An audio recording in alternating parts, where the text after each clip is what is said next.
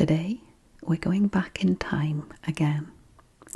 We are going to look at Britain in the 1930s through the pages of my Reader's Digest, Yesterday's Britain. We are looking at the years 1930 to 1939, subtitled The Threadbare 30s. If you're interested and haven't seen the other videos in this series, I will link the playlist above. Meanwhile, let's dive into the pages of the past.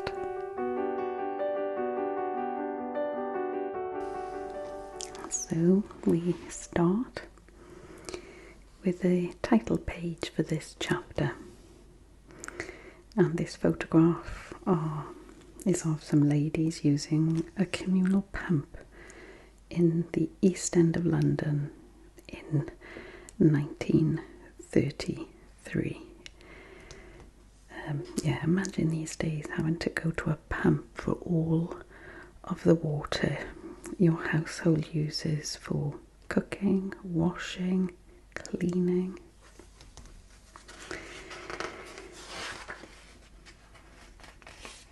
And we seem to start this decade in a depression. The depression in America, the Wall Street crash, was like the sinking of a foreign ship, according to this. Something that made big headlines, but people initially didn't think it was really going to affect them too much. But the collapse of confidence in the United States brought the world trade to a near standstill. So Britain's shipbuilding, coal, steel and textiles soon fell victim. And of course that meant people's jobs. Unemployment was sky high.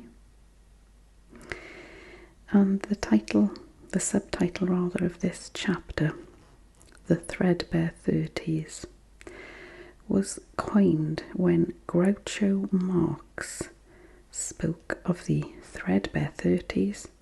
He summed up an era of poverty, apathy, loss of self-esteem, and days spent at the unemployed club scouring the papers for work, as these men are doing.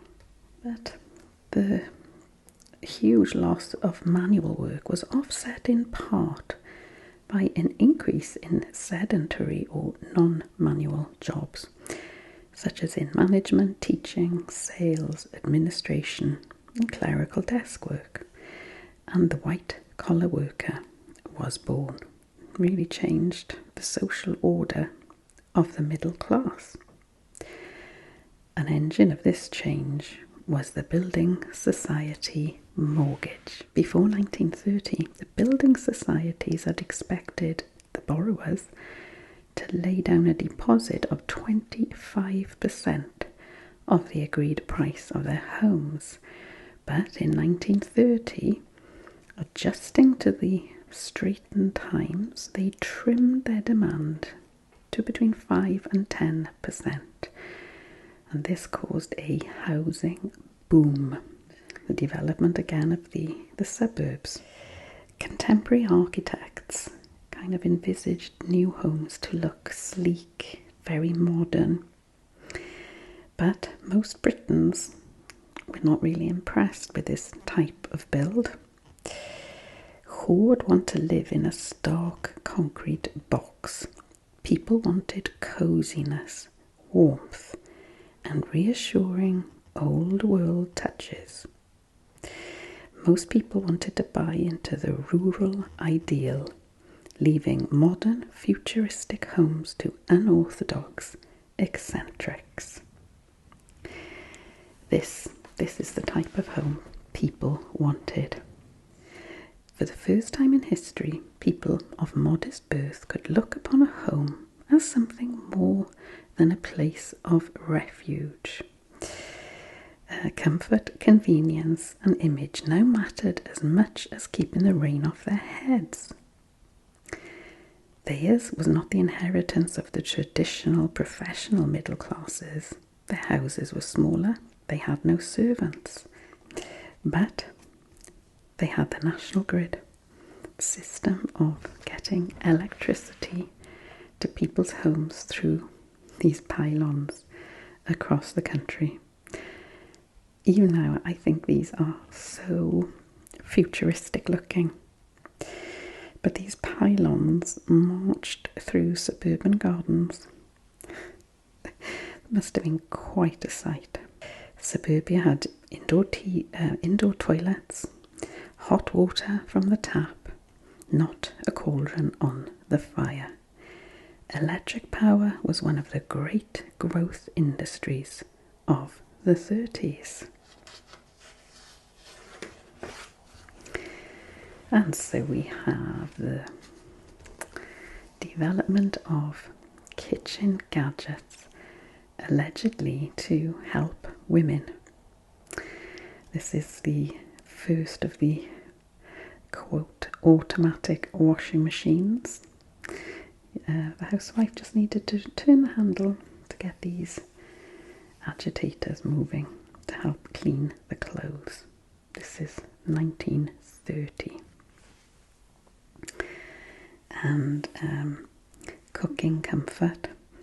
Half the trouble of cooking is saved by this revolutionary improvement, claimed the advertisement for the Vulcan stove with an innovative glass door. Oh dear, dear. Here we've got adverts for vacuum cleaners. Take a look at this old, heavy vacuum cleaner. Look, it's got a little headlight on the front. But this style, my grandmother, I know I'm talking a lot about my grandmother and great aunt, but remember these relatives of mine lived through this age, and my grandmother still had this, or a Hoover that looked like this when I was a child. In the 70s, it was a noisy, fearsome thing. I'm pretty sure it belched out more dust and smoke than it actually picked up, because it was very old, of course, by the 70s, but it still worked. And I remember even when I got married in the 1980s, there would still be travelling salesmen coming round trying to sell Hoovers that looked like this. They were called Kirby, I think. And you had to pay in instalments. They were so expensive. But of course people want light, cordless nowadays, myself included. After the First World War, there was a huge change in British aristocracy. It had started the generation before, since there was an imposition of death duties in 1894. And so when sons inherited land, they had to pay tax on their inheritance. So a lot of land was sold to pay for the death duties. But then, after the Great War, 1914 to 1918, it took a heavy toll on the social elite as casualties among officers were disproportionately high. And many of the great country houses and estates were left empty or fell into disrepair between the wars. Some were sold off and converted into schools or other institutions, but many families were so rich that they remained untouched. And for example, the Astors. And some youngsters continued to enjoy big balls when they came of age. And this is the Mitford sisters here, Unity, Diana and Nancy. And partying went on for now.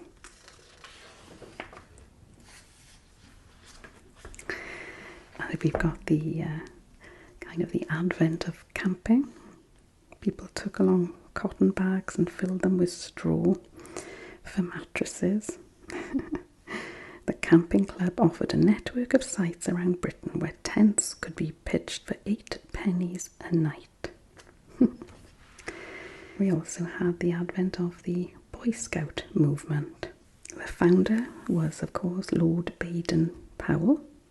Just like St. George of old, wrote the founder, the Boy Scouts of today fight against everything evil and unclean. We've also got the advent of a few different clubs, as well as the Scouts and the Camping Club. The National Trust was founded in 1895, but in the 1930s membership increased 4-fold. And of course, since the war, the acquisitions of properties nearly doubled, included many coastal and upland landscapes such as Dovedale in the Peak District. In 1937, the Trust launched its Country House scheme, whereby houses could be donated to the nation. The first to be given was Blickling Hall in Norfolk, and me and my husband are this year going to join the National Trust because I love looking at old houses, and there's so many large and more quirky properties to be seen in the UK, as well as gorgeous coasts, as it says here. The Women's Institute branches passed the 5,000 mark in 1933. And Billy Butlin recognised the popular appetite for simple outdoor fun and opened his first holiday camp at Skegness in 1936. I went to Butlin's when I was a child, and I took my children when they were little as well. And of course Butlin's still going now, though not so many holiday parks as it did. Countryside was enjoyed by motorists, cyclists and hikers. We've got drinking fresh milk for little children in school, something that was still happening when I was a child. You'd have these little small bottles of milk, which by the time you got to drink them, particularly in the summer, they would go all warm and creamy. Ugh, yuck, yuck, yuck.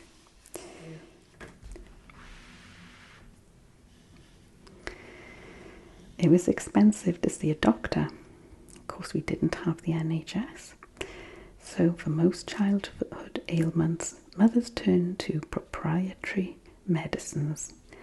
No bathroom cabinet was complete without cough linctus, purgatives, antiseptic salves and antacids. A very old bottle here, but I'm sure many of you will remember the smell very, very clearly. TCP. You only needed a tiny amount and it would stink. Reminds me of grazed knees in school. Child rearing practices changed a little. Whereas previously mothers had nursed their children and picked them up when they were crying, there was a movement started by Sir Frederick Truby King. He told mothers that they should feed their infants on a 4-hourly schedule throughout the day, and they should not be influenced by any amount of howling in the meantime. Rather rigid, and there's a little cartoon here, and the nurse is saying to the mother here, now, your ladyship, remember the timetable, kissing from 5:30 to 6 p.m. So there was, public health officials were increasingly aware that malnutrition was a primary cause of sickness, and the Education Act of 1926 allowed schools to provide free or low-cost milk and meals for their children. good news is infant mortality was going down. And then again with consumer products, we've got the growth of confectionery. These brands still well known today, like Rolo, Mars, Kit Kat and Bourneville.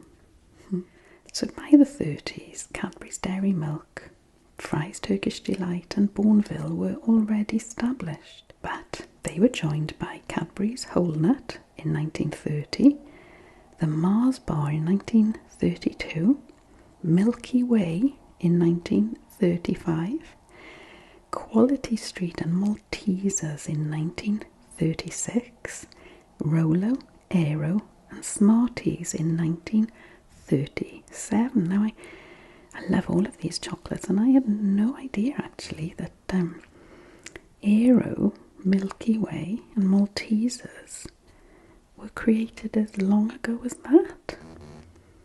Kind of assumed they were sort of 50s or 60s. Really, really remarkable. But of course, in later years there was rationing, but for now, sweet shops entice children to come in and spend all of their pocket money. But we got the decade was great for classic children's fiction. For example, Arthur Ransom's Swallows and Amazons, Enid Blyton with The Adventures of the Wishing Chair and the Enchanted Wood. And for boys, it was the golden era of adventure. Captain W.E. Johns published the first 17 of his Biggles titles. For younger children, there was Further Doings of Millie, Molly, Mandy. I had that book when I was young, and I didn't realise it was from 1932. I also loved Enid Blyton, and again, didn't realise they were so old. Older children and their parents had J.R.R. Tolkien's The Hobbit in 1937.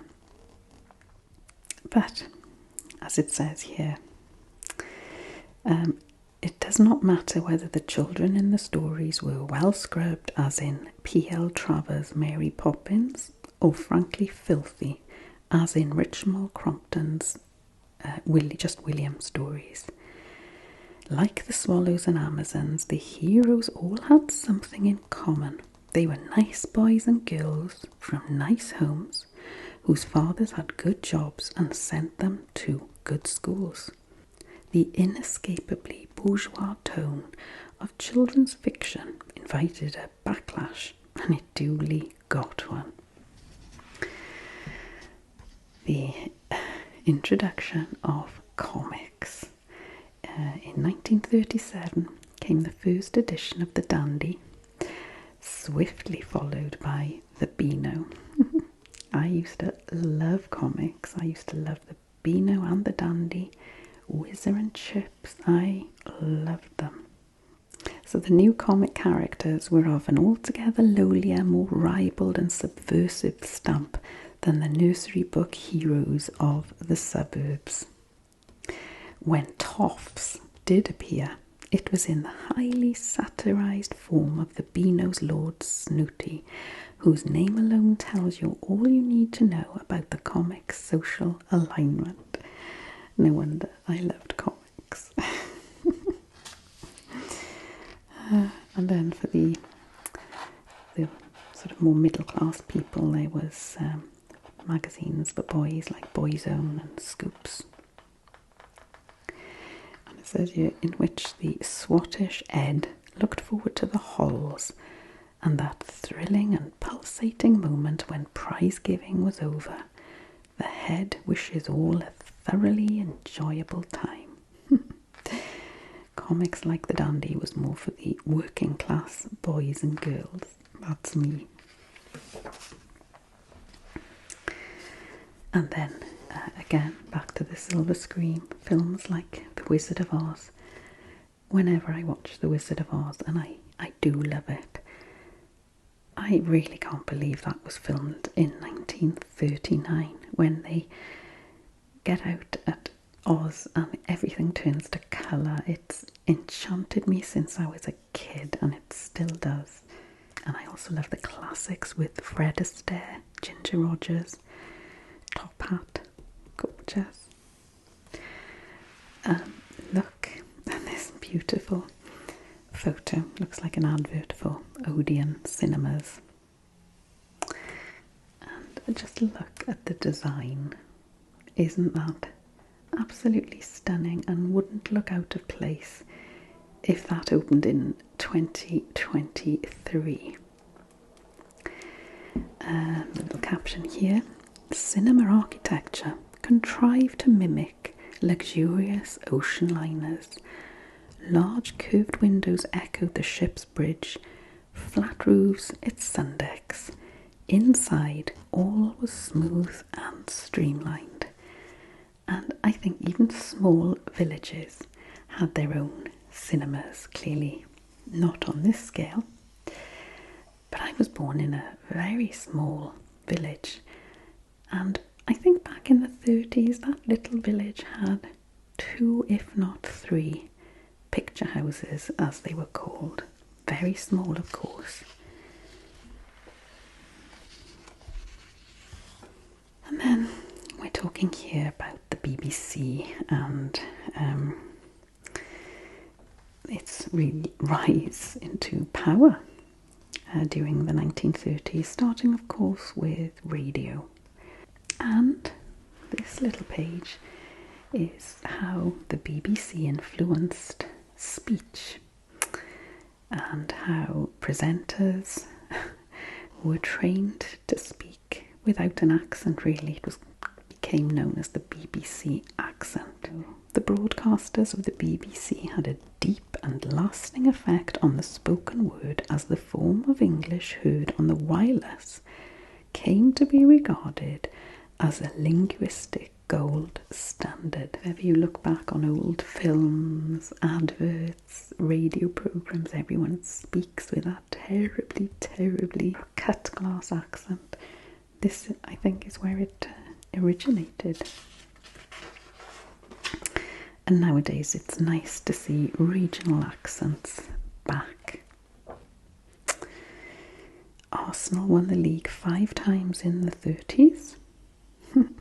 And public transport. People are on the move over growing distances and at greater speeds. There were new rail systems and fabulous ocean-going liners. You could even fly to America. We've got the London Underground getting larger and larger, spreading. This, look, is the original Underground map. And this one here, it says here, the Underground formed a tangled knot of lines under the city centre.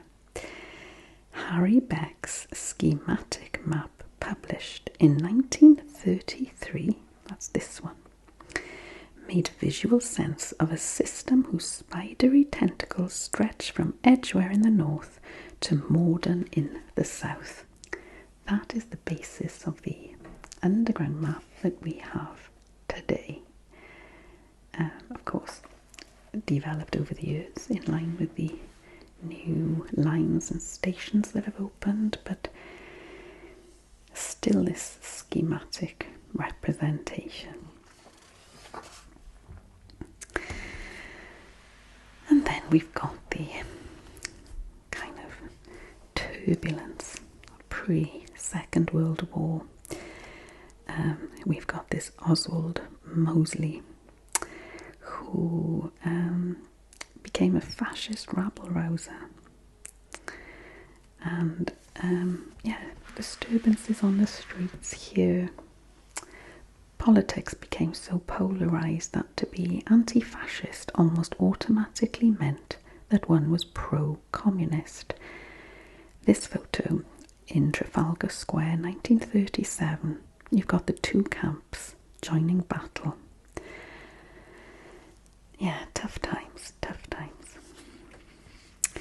The the abdication crisis. 1936 was the year of the Three Kings, and up till now, a year of unparalleled constitutional crisis. It began with George V on the throne and ended with courtiers making plans for the coronation of George VI. In between them came the small matter of King Edward VIII.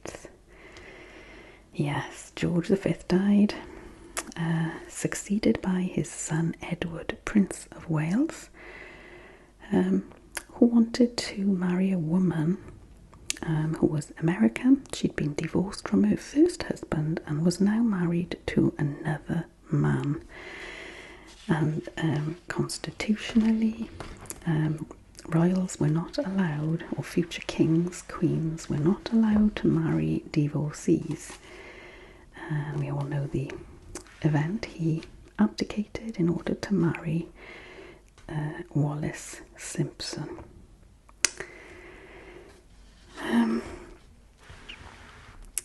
We've got Neville Chamberlain, Prime Minister. Flew to Munich in 1938 to meet with Hitler. He sold out Czechoslovakia in a compromise peace deal. And we know that didn't last, don't we? So we've got the rumblings of the Second World War here.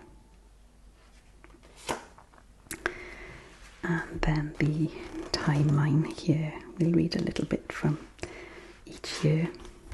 1930.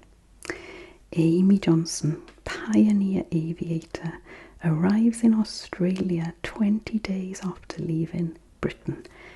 Isn't that incredible? In 1930.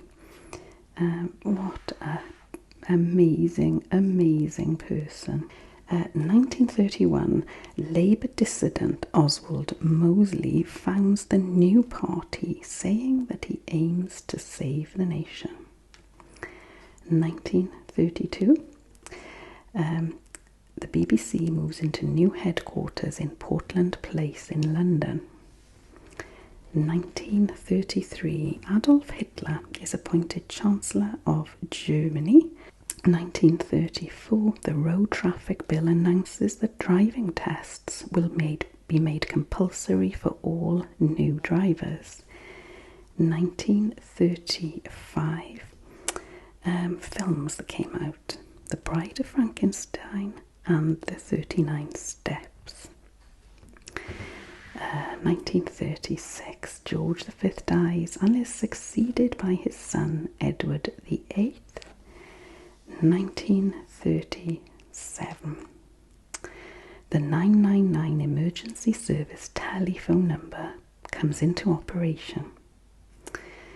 1938, Germany annexes Austria unopposed. 1939, Germany occupies the remainder of Czechoslovakia. Italy and Germany form the Pact of Steel. Germany and the USSR sign a mutual non-aggression pact. The Royal Navy is mobilised. September 1939. Germany invades Poland. Britain calls on Germany to withdraw. No such undertaking is received. And in the next chapter, we will look more in detail at the Second World War, 1939 to 1945. A country goes to war. And I do hope you can join me. See you on the next video.